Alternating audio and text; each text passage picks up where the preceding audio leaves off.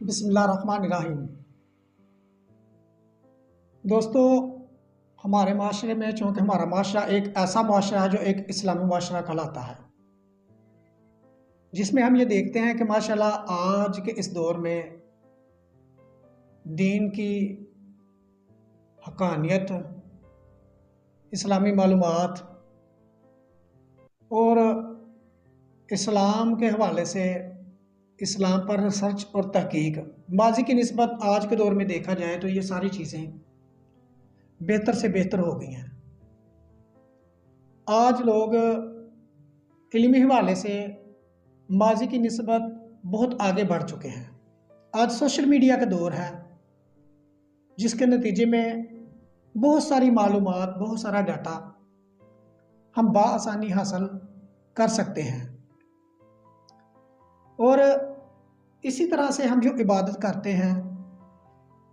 اب ایک عبادت کرنے والا جو ہمارے معاشرے میں فرد ہے، اس کے پیش نظر یہ چیز ہوتی ہے کہ میں جب نماز پڑھتا ہوں، میں جب روزہ رکھتا ہوں، میں جب زکوٰۃ دیتا ہوں تو اس کے نتیجے میں میری آخرت بنے گی۔ ان عبادات کو کرنے کے نتیجے میں مجھے جنت ملے گی، میں دوزخ سے دور ہو جاؤں گا اور جنت کے قریب ہو جاؤں گا۔ لیکن سب سے جو ایک اہم چیز ہے وہ یہ ہے کہ جس کو ہم اگنور کر دیتے ہیں، ہم بھول جاتے ہیں، وہ یہ ہے کہ ان عبادات کے جو ایک سماجی اثرات ہیں، ان عبادات کو کرنے کے نتیجے میں ہمارے معاشرے میں جو ایک تبدیلی برپا ہونی تھی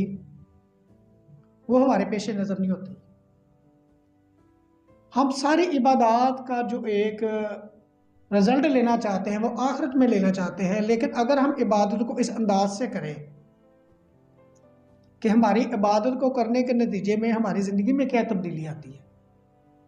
ہمارے رویے میں کیا تبدیلی آتی ہے، اور ہماری سوسائٹی میں کیا تبدیلی آتی ہے، اگر اس سوچ کو ہم اپنے پیش نظر رکھتے ہوئے عبادت کریں تو میں یہ سمجھتا ہوں کہ ہماری زندگی بہت اچھی زندگی بن جائے، ہمارا معاشرہ ایک بہت اچھا معاشرہ بن جائے، اور ہمارے معاشرے کے جو اجتماعی مسائل ہیں وہ بڑی جلدی حل ہو جائیں اگر ہم ان عبادات کا نتیجہ دنیا میں حاصل کرنے کے لیے کوشش کریں۔ تو ایک عبادت کرنے والے بندے کو اس چیز کا احساس ہونا چاہیے کہ میں جو عبادت کر رہا ہوں اس کے نتیجے میں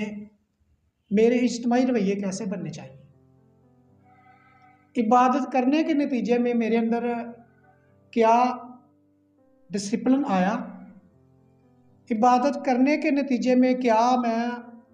انسانیت کے قریب ہو گیا،